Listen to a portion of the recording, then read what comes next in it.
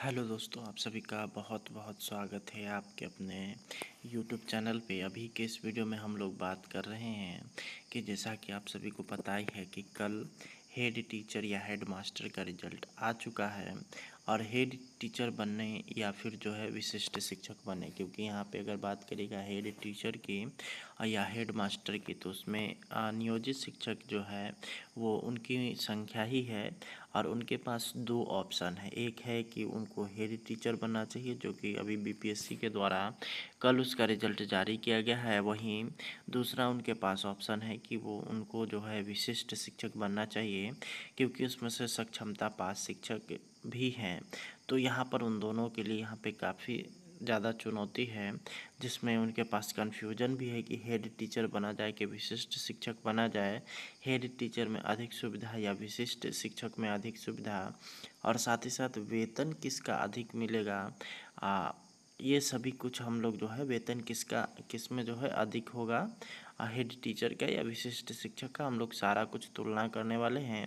और साथ ही साथ आप लोग को बताने वाले हैं कि आप लोग को कौन सा चीज़ में ज्वाइन करना चाहिए। और साथ ही साथ आप अगर NIOS वाले हैं तो आप लोग को क्या करना चाहिए कि क्या आपको हेड टीचर या हेड मास्टर वाला में आप लोग को ज्वाइन करने दिया जाएगा अथवा नहीं दिया जाएगा। तो चलिए हम लोग एक एक करके पूरे डिटेल्स में सभी पॉइंट्स को समझते हैं और आप लोग को पूरा डिटेल्स में सारा कुछ समझाते हैं। तो जैसा कि सबसे पहले यहाँ पर है कि सबसे पहले हम लोग तुलना जो कर लेते हैं वो कर लेते हैं कि वेतन किसका अधिक मिलेगा, हेड टीचर का या विशिष्ट शिक्षक का। तो इसमें यहाँ पे आपके ऊपर डिपेंड करता है कि आपकी बहाली कब हुई है, उसी के आधार पर आपका सारा कुछ यहाँ पर निर्भर करेगा कि वेतन आपको कहाँ पे मिलेगा। अगर आपकी बहाली 2014 से लेकर के 16 के बीच हुई है, यानी कि जिनका भी प्रशिक्षण का जो डेट है वो 2019 का है, तो उन सभी शिक्षकों को हेड टीचर बनने में काफ़ी अधिक लाभ है। क्योंकि हेड टीचर की अगर बात करिएगा तो बेसिक पे उनका 30,000 है। वहीं अगर बात करते हैं कि उससे पहले जो पूर्व में बहाल शिक्षक हैं, चाहे वो 3-5 वाले हों, 7-8 वाले हों, 9-10 वाले हों, तो उन सभी को जो है उतना अधिक लाभ यहाँ पे हेड टीचर बनने में वेतन के हिसाब से नहीं मिलने वाला है।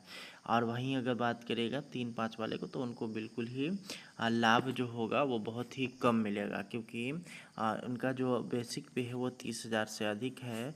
और इसमें जो है अगला मान लेते हैं कि इनको एक इंक्रीमेंट का लाभ मिलेगा, और उनसे अगर बात करिएगा तो अगर बात करिएगा वेतन के हिसाब से, तो इन हैंड इनका जो वेतन होगा वो कम हो जाएगा, क्योंकि इनका जो है NPS वगैरह कटना है हेड टीचर का, और ये सरकारी कर्मचारी होंगे, जिस वजह से इन हैंड इनका सैलरी कम हो जाएगा।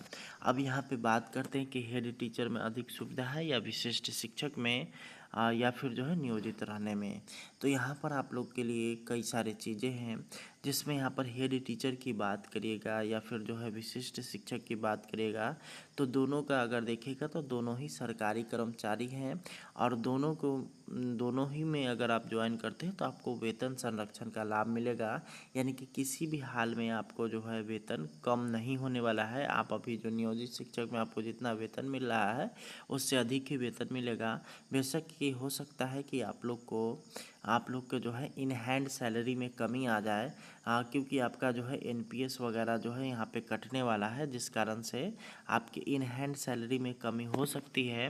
परंतु अगर वेतन के हिसाब से देखिएगा और सुविधा के हिसाब से देखिएगा, तो यहाँ पर विशिष्ट और हेड टीचर की तुलना करने पर आपको पता चलेगा कि हेड टीचर में अधिक आपको सुविधा मिलेगा, और विशिष्ट शिक्षक की अपेक्षा वहाँ पे अधिक लाभ रहेगा, क्योंकि विशिष्ट शिक्षक से बड़ा पद अगर बात करेगा तो हेड टीचर का होगा वेतन के हिसाब से भी। और साथ ही साथ आप लोग को जो ऐच्छिक ट्रांसफ़र वगैरह है वो यहाँ पर हेड टीचर वाले में स्पष्ट तौर पर है। वहीं विशिष्ट शिक्षक की अगर बात करेगा तो विशिष्ट शिक्षक में यहाँ पर ऐसा इसका कोई भी खुलासा आपके नियमावली में नहीं किया गया है कि आपको आने वाले समय में आपको जो है ऐच्छिक ट्रांसफ़र का लाभ मिलेगा अथवा नहीं मिलेगा। परंतु हेड टीचर का आप लोग अगर नियमावली की तुलना करिएगा तो वहाँ पर आपको स्पष्ट तौर पर लिखा हुआ मिला है कि आप लोग को ऐच्छिक ट्रांसफ़र का लाभ मिलेगा।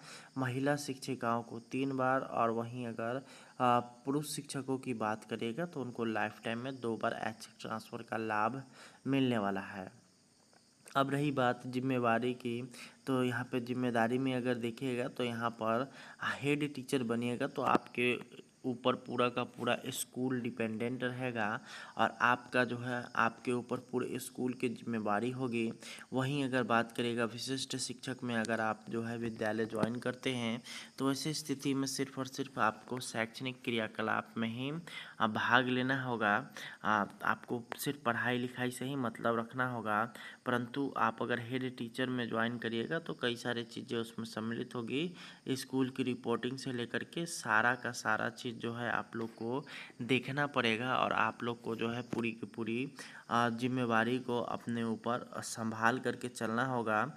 और वैसे भी अगर बात करेगा नियोजित शिक्षकों की, तो काफ़ी सारे नियोजित शिक्षक ऐसे हैं जो कि 1 to 5 में या 6 to 8 में प्रभारी रह चुके हैं, तो उनको उतना अधिक दिक्कत नहीं होगा। लेकिन यहाँ पर अगर अभी का जिस तरह का दौर है और जिस तरह की परिस्थिति है उसमें आप लोग अगर प्रधान शिक्षक बनते हैं तो वैसे स्थिति में आप लोग को थोड़ा सा जो है यहाँ पर आप लोगों के ऊपर जिम्मेवारी बढ़ेगी और आपके ऊपर पूरा का पूरा विद्यालय डिपेंडेंट होगा। और विद्यालय किस तरह से चलेगा वो सभी आपको देखना है। वेतन के हिसाब से देखिएगा तो आपको किसी तरह का कोई भी घाटा नहीं होने वाला है। चाहे आपकी बहाली कभी भी हुई है 2003-5 से लेकर के 2000 आपका जो 2016 तक जो है आप अगर बहाल हैं तो आप लोग को किसी तरह का जो है दिक्कत नहीं होने वाला है। और आप लोग का जो है वेतन हमेशा बढ़ कर के ही मिलेगा। वहीं अगर बात करिएगा कि 2014-16 वाले या फिर वैसे शिक्षक जिनका जो है ट्रेनिंग 2019 में संपन्न हुआ है, उन सभी शिक्षकों को जो है सबसे अधिक लाभ है और सबसे कम लाभ मिलेगा आपका अगर आप 2003-5 वाले शिक्षक हैं और आप अगर हेड टीचर बनते हैं तो वैसे स्थिति में आपको वेतन के हिसाब से वहाँ पर सबसे कम लाभ मिलने वाला है। और विशिष्ट शिक्षक में भी वही स्थिति है। और वहीं अगर बात करेगा सीधे तौर पर तुलना करने की, तो यहाँ पर विशिष्ट शिक्षक से अच्छा स्कोप हेड टीचर में है, लेकिन जिम्मेवारी भी वहाँ पे अधिक है। इसलिए आप लोग को सोच समझ करके इसमें ज्वाइन करना चाहिए। वहीं अगर बात करिएगा NIOS वाले की, तो NIOS वाले की अगर बात करिएगा तो उनके लिए यहाँ पे दुविधा की स्थिति है, क्योंकि रिजल्ट तो उनका आ गया है। अब यहाँ पे उनका ज्वाइन कराया जाएगा या नहीं कराया जाएगा, इस पर बिहार सरकार और बिहार सरकार का शिक्षा विभाग इस पर निर्णय लेगा। क्योंकि अगर बात करिएगा क्योंकि जो उच्च न्यायालय का जो है सुप्रीम कोर्ट का जो है उच्चतम न्यायालय का जो है यहाँ पे आदेश है कि अब जो है नई बहाली में NIOS वाले को सम्मिलित नहीं करना है। तो अब देखना होगा कि सरकार इस पर क्या स्टैंड लेती है और इन शिक्षकों के लिए आने वाले समय में उनके द्वारा क्या किया जाता है।